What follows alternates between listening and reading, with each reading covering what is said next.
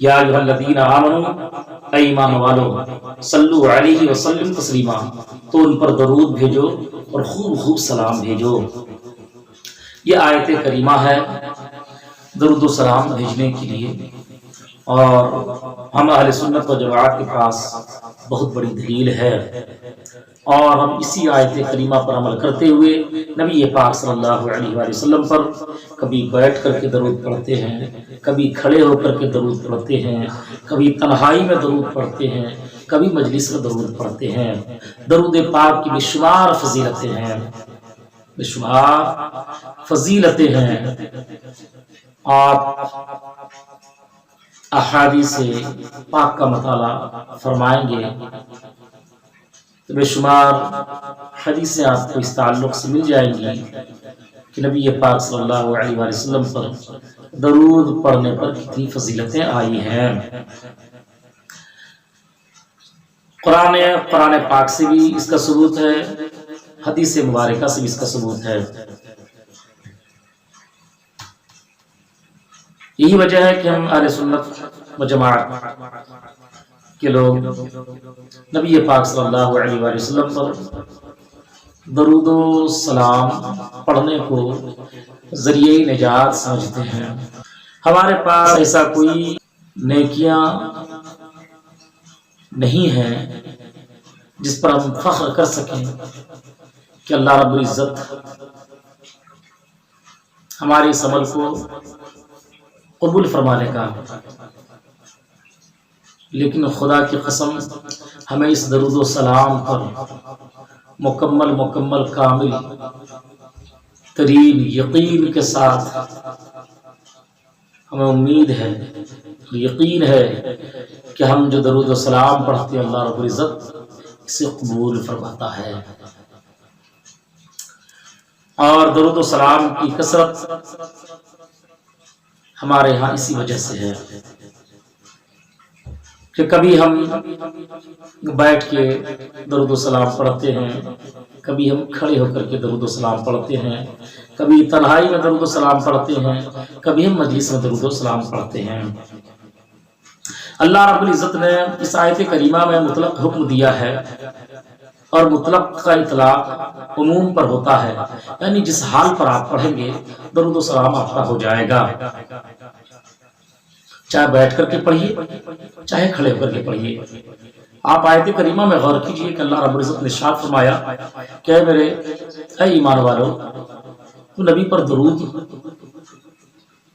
بھیجو اور خوب خوب سلام، تو سلام بھیجنے کے لیے کہا گیا ہے، سلام کہنے کے لیے کہا گیا ہے، سلام پڑھنے کے لیے کہا گیا ہے، لیکن کس حال میں بھیجو، بیٹھ کر کے بھیجنا، کھڑے ہو کر کے بھیجنا، یہ نہیں بتایا، مطلق بھیجنے کا ہوتا ہے۔ اہل سنت و جماعت یہاں یہ رائج ہے کہ ہم کھڑے ہو کر کے نبی کی بارگاہ میں سلام پڑھتے ہیں، اور محبت کے ساتھ ہم ہر دن بعد نماز فجر پڑھتے ہیں، میلاد شریف میں، جلسے میں نبی پر درود و سلام کھڑے ہو کر کے ہم پڑھتے ہیں۔ لیکن کچھ لوگوں کو ایک اعتراض ہے اس بات پر، یہ کھڑے ہو کر کے کیوں پڑھتے ہیں؟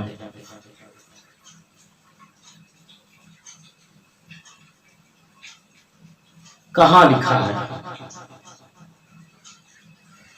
میں ان سے گزارش کرنا چاہوں گا کہ اگر آپ پڑھنا چاہتے ہیں تو پڑھیے، نہیں پڑھنا چاہتے تو آپ کو اعتراض کرنے کا بھی حق نہیں ہے۔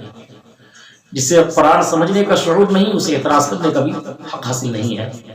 جب اللہ نے مطلق بیان فرمایا کہ تم درود و سلام بھیجو، تم درود بھیج رہے ہیں، سلام بھیج رہے ہیں، چاہے کھڑے ہو کر کے پڑھیں چاہے بیٹھ کر کے پڑھیں، لیکن اس دور میں کھڑے ہو کر کے سلام پڑھنا اہل سنت و جماعت کی نشانی بن گئی ہے،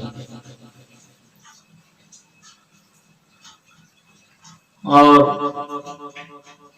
ہم اس چیز کو بہت اچھے طریقے سے جان لیتے ہیں، پہچان لیتے ہیں کہ جو کھڑے ہو کر کے درود و سلام پڑھنے سے کتراتا ہے، بھاگتا ہے، وہ ضرور گستاخ رسول ہے، ضرور ضرور گستاخ رسول ہے۔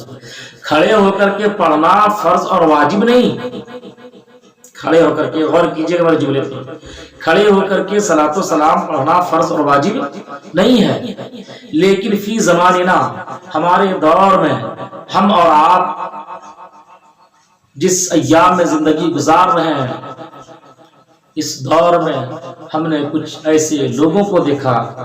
ایسے بدعتیوں کو دیکھا، ایسے بدبختوں کو دیکھا، ایسے گستاخ رسول کو دیکھا ہے کہ جو کھڑے ہو کر صلاۃ و سلام پڑھنے والوں پر شرک اور کفر کا فتویٰ لگاتے ہیں۔ میں سمجھتا ہوں کہ روئے زمین پر اس سے بڑا جاہل کوئی نہیں۔ جب قرآن کی آیت موجود ہے کہ درود و سلام پڑھو، پھر آپ کون ہوتے ہیں کہنے والے کہ کھڑے ہو کر کے صلاۃ و سلام پڑھنا بدعت ہے، کھڑے ہو کر کے صلاۃ و سلام پڑھنا شرک ہے؟ قرآن کی آیت پر عمل ہو رہا ہے، قرآن کی آیت پر عمل ہو رہا ہے، اور صدیوں سے عاشقان رسول نبی کی بارگاہ میں کھڑے ہو کر کے صلاۃ و سلام پڑھتے آئے ہیں، اور صبح قیامت تک نبی کی بارگاہ میں صلاۃ و سلام کا نذرانہ عقیدت عشاق پیش کرتے رہیں گے۔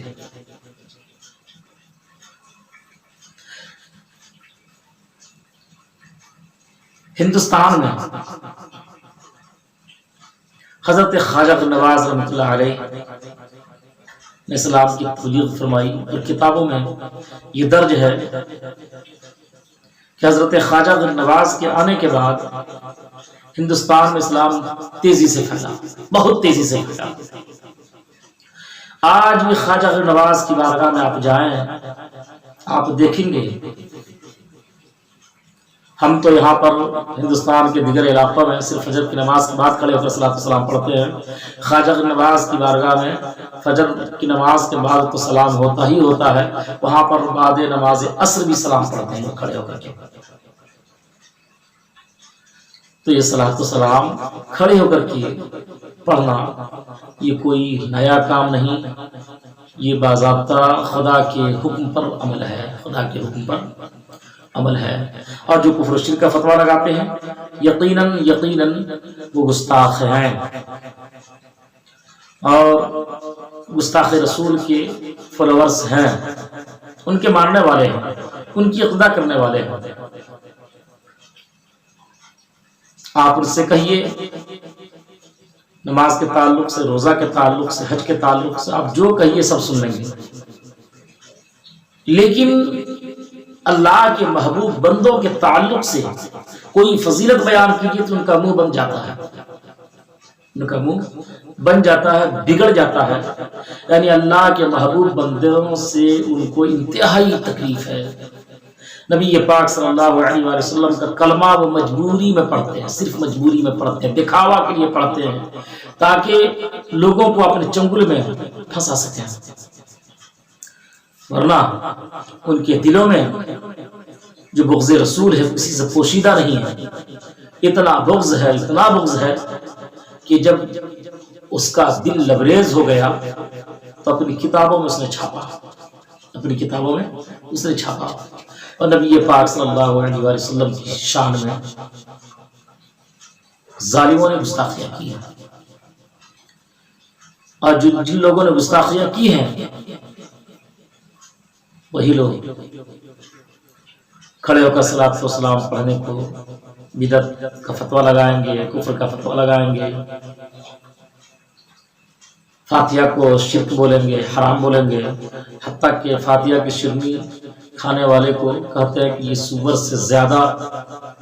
حرام چیز ہے، فاتحہ والی چیز کو کہتے ہیں کہ سور سے زیادہ حرام ہو گیا۔ ان عقل کے اندھوں کون سمجھائے کہ سور نجس العین ہے، سور نجس العین ہے، جس کی حرمت، اس کا حرام ہونے کی دلیل قرآن سے ہے۔ اور فاتحہ والی چیز یہ پاک و طاہر و طیب چیز ہے، جس میں ہم نے سورہ فاتحہ پڑھ دیا ہے، چاروں قل پڑھ دیا ہے، یہ حرام کیسے ہو گیا؟ قرآن کی آیت پڑھ دینے کی وجہ کر حرام ہو گیا؟ تو پھر کھانا کھاتے وقت ہم جو بسم اللہ پڑھتے ہیں، بسم اللہ بھی تو قرآن کی آیت ہے، وہ کھانا بھی تو حرام ہو جانا چاہیے، لیکن آپ تو ڈھکیل لیتے ہیں، پورا بسم اللہ پڑھ لیا، پورا کھانا کا ڈھکیل لیا۔ اس وقت آپ کو شرک اور کفر کا احساس نہیں ہوتا۔ کھانا کھانے لگتے ہیں تو بسم اللہ پڑھتے ہیں، وہ کھانا آپ کے حلق کے اندر چلا جاتا ہے اور آپ جہنمی نہیں ہوتے، وہ جہنم کا لقمہ نہیں بنتا، وہ سور سے زیادہ خراب نہیں ہوتا۔ کیوں؟ وہ آپ کا پیٹ کا معاملہ ہے، آپ کا پیٹ بھرنے والا ہے، اس لیے وہ حرام نہیں ہوا۔ لیکن یہ فاتحہ کی شیرنی، آپ نے اس پر حرام کا فتویٰ اس لیے لگایا ہے کہ ہم نے اس فاتحہ کی شیرنی کو، اس فاتحہ کو ہم نے اللہ کے محبوب بندوں سے اسے منسوب کر دیا ہے، اس کی نسبت ہم نے غوث اعظم سے کر دی، اس کی نسبت ہم نے امام الانبیاء سے کر دی، اس کی نسبت ہم نے 1,24,000 انبیاء کرام علیہم الصلوۃ والتسلیم کی طرف ہم نے کر دی، اس لیے حرام ہو گیا۔ جو آپ کے دل میں بغض ہے انبیاء کرام کے تعلق سے، نبیوں کے تعلق سے، اولیاء کرام کے تعلق سے، وہ بغض کبھی فاتحہ کی شکل میں ظاہر ہوتا ہے، کبھی صلاۃ والسلام کی شکل میں ظاہر ہوتا ہے، اور کبھی میلاد شریف کی شکل میں ظاہر ہوتا ہے۔ میلاد شریف پر بھی کفر و شرک کا فتویٰ، جلوس محمدی پر بھی کفر و شرک کا فتویٰ۔ گویا کہ جو چیزیں اللہ کے محبوب بندوں کی طرف منسوب ہو جائیں وہ آپ کے ہاں حرام، اور جو چیزیں آپ کے مولوی کی طرف، آپ کے مولوی کی طرف، آپ کے گستاخ علماء کی طرف اگر اس کی نسبت کر دیں تو جائز ہو جاتا ہے۔ اہل سنت و جماعت کے افراد سے گزارش ہے کہ آپ ان کے چنگل میں نہ آئیں۔ یہ شیطان دو طرح کے ہوتے ہیں، آپ جس کو جنات والا شیطان ہے، جس کے تعلق سے اللہ رب العزت نے ارشاد فرمایا ان الشیطان للانسان عدو مبین، کہ بے شک شیطان انسان کا کھلا ہوا دشمن ہے۔ ایک دشمن وہ ہو گیا، اور دوسرا دشمن انسانوں میں ہے، دوسرا دشمن انسانوں میں سے ہے، اور یہی گستاخ رسول کا ٹولہ ہے جو آپ کو گستاخ رسول بنا کر کے کافر و مشرک بنانا چاہتے ہیں، مرتد بنانا چاہتے ہیں، رسول کا گستاخ بنانا چاہتے ہیں۔ قل اعوذ برب الناس ملک الناس، اعوذ برب الناس ملک الناس الہ الناس من شر الوسواس الخناس الذی یوسوس فی صدور الناس من الجنۃ والناس۔ اس شیطان کا بھی ذکر ہے اس میں، اور اس میں اس شیطان کا بھی ذکر ہے جو انسانوں سے ہے۔ انسانوں سے جو مراد ہے وہ یہی خبیث لوگ ہیں جو مسلمانوں کے دلوں میں طرح طرح کے وسوسے ڈالتے ہیں۔ اس لیے ان دونوں شیطانوں سے بچنے کی ضرورت ہے، اور آپ جس عقائد پر قائم ہیں اسی عقائد پر قائم رہیے۔ خدا کی قسم آپ ہی حق پر ہیں۔ آپ نے یہ تو سن لیا خواجہ غریب نواز رحمۃ اللہ علیہ، جنہوں نے ہندوستان میں مذہب اسلام کی تبلیغ کی، اور بڑی تیزی سے ان کی تبلیغ کے بعد، ان کی تبلیغ سے مذہب اسلام میں مذہب اسلام پھیلا، ان کی بارگاہ میں صلاۃ والسلام ہو رہا ہے۔ آپ ڈائریکٹ کہیے کہ خواجہ غریب نواز کے ماننے والے ہیں، چاہنے والے، ان کی بارگاہ میں صلاۃ والسلام ہوتا ہے، لہٰذا ہم پڑھتے ہیں۔ اور ایک بات بتاؤں، شیخ عبدالحق محدث دہلوی رحمۃ اللہ علیہ، جن کے تعلق سے یہ مشہور ہے اور حقیقت بھی ہے کہ انہوں نے ہندوستان میں حدیث کو پھیلایا، یعنی حدیث کو عام کیا۔ ان کی مشہور تصنیف مدارج النبوہ،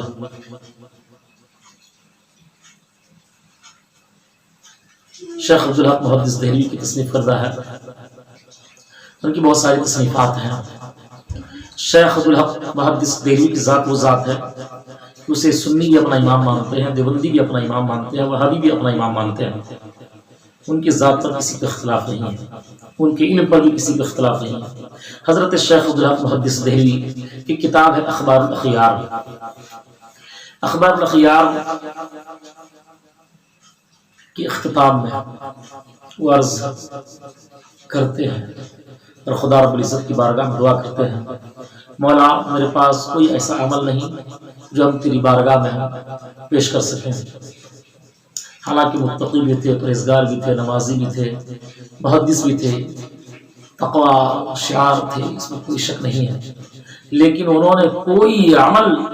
خدا کی بارگاہ میں پیش نہیں فرمایا اور فخر نہیں کیا، بلکہ اللہ رب العزت کی بارگاہ میں دعا کرتے مولا کوئی میرے پاس ایسا عمل نہیں جو تیری بارگاہ میں پیش کر سکے، البتہ ایک ایسا عمل ہے جس سے مجھے امید ہے کہ تو ہماری بخشش فرما دے گا، اور وہ عمل یہ ہے کہ میں تیرے محبوب کی بارگاہ میں کھڑے ہو کر کے صلاۃ و سلام پڑھتا ہوں. تو آپ نے دیکھ لیا شیخ عبدالحق محدث دہلوی نبی کی بارگاہ میں کھڑے ہو کر کے صلاۃ و سلام پڑھنے کو اپنا مغفرت کا ذریعہ سمجھتے ہیں، بخشش کا سامان سمجھ رہے ہیں، اور خدا کی بارگاہ میں وہ پیش کر رہے ہیں. حضرت خواجہ نواز رحمۃ اللہ علیہ کی بارگاہ میں آج بھی صلاۃ و سلام کھڑے ہو کے ہو رہا ہے. تو آپ ان بہکانے والے شیاطین سے کہہ دیجئے کہ شیخ عبدالحق محدث دہلوی کے طریقے پر ہم ہیں، خواجہ نواز کے طریقے پر ہم ہیں، ہم تمہارے بہکاوے میں آنے والے نہیں ہیں. ہم نبی پاک صلی اللہ علیہ وآلہ وسلم کی بارگاہ میں کل بھی سلام پڑھتے تھے، آج بھی سلام پڑھتے ہیں، اور جب تک زندہ رہیں گے تب تک سلام پڑھتے رہیں گے. تم ہمارے کام میں، ہمارے عمل میں دخل دینے کا تجھے کوئی حق نہیں. اور میرے نبی کی بارگاہ و بارگاہ، خدا کی قسم مسلمانوں اپنی قسمت پر رشک کرو، رشک. ہم جب چاہتے ہیں نبی پر درود و سلام پڑھ لیتے ہیں، جب چاہتے ہیں نبی پر درود و سلام پڑھ لیتے ہیں. حدیث پاک میں آتا ہے کہ نبی پاک صلی اللہ علیہ وآلہ وسلم کی بارگاہ میں 70,000 فرشتے صبح کو آتے ہیں سلام پڑھنے کے لیے، اور شام تک پڑھتے ہیں. 70,000 فرشتے ہر روز آتے ہیں، صبح کو آتے ہیں اور شام تک دن بھر رہتے ہیں، شام تک وہ چلے جاتے ہیں. اور پھر شام کو پھر 70,000 فرشتے آتے ہیں، رات بھر نبی پر سلام پڑھتے ہیں، اور صبح کو پھر وہ چلے جاتے ہیں. پھر دوسرے دن پھر 70,000 فرشتے آتے ہیں اور شام تک پڑھتے ہیں. گویا کہ یہ سلسلہ صبح قیامت تک چلتا رہے گا، اور جو فرشتہ ایک مرتبہ نبی کی بارگاہ میں درود و سلام پڑھنے کے لیے آ گیا، انہیں صبح قیامت تک دوبارہ موقع نہیں ملتا، دوبارہ موقع نہیں ملتا. یہ ہماری قسمت ہے، یہ نبی پاک صلی اللہ علیہ وآلہ وسلم کا تحفہ ہے، اور یہ ان کی غلامی کی خدمت اور ان کی امتی ہونے کا یہ ہمیں یہ فضیلت اللہ رب العزت نے یہ بخشا کہ ہم جب چاہیں نبی کی بارگاہ میں درود و سلام چاہیں، جتنا چاہیں پڑھیں، جتنا چاہیں پڑھیں، ہمارے اوپر کوئی روک ٹوک نہیں ہے. اس لیے میرے دوست بزرگوں، اپنے نماز، روزہ، حج، زکوٰۃ پر نہ اتراؤ. نمازیں پڑھیے، روزہ رکھیے، حج کیجیے، لیکن فخر کرنا ہے تو درود و سلام پر فخر کرو. اس لیے کہ آپ کی نماز روزے کی قبولیت کی امید کر سکتے ہیں، گارنٹی نہیں ہے، لیکن درود و سلام کی فضیلت وہ فضیلت ہے کہ اس میں ہم گارنٹی سے، یقین کے ساتھ دعویٰ کر سکتے ہیں کہ اللہ رب العزت ہمارے اس درود کو قبول فرما رہا ہے.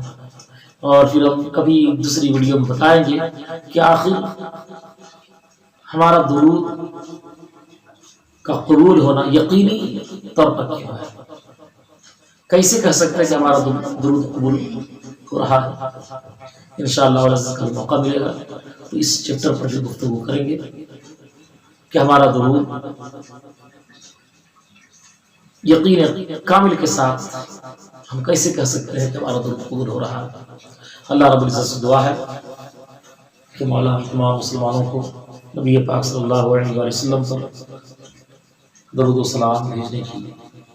خوب خوب توفیق عطا فرما، اور جب تک زندہ رکھ مولا نبی کی محبت کے ساتھ زندہ رکھ، اور نبی کی محبت کے ساتھ ہمارا خاتمہ فرما۔ وآخر دعوانا ان الحمد للہ رب العالمین۔ السلام علیکم ورحمۃ اللہ وبرکاتہ۔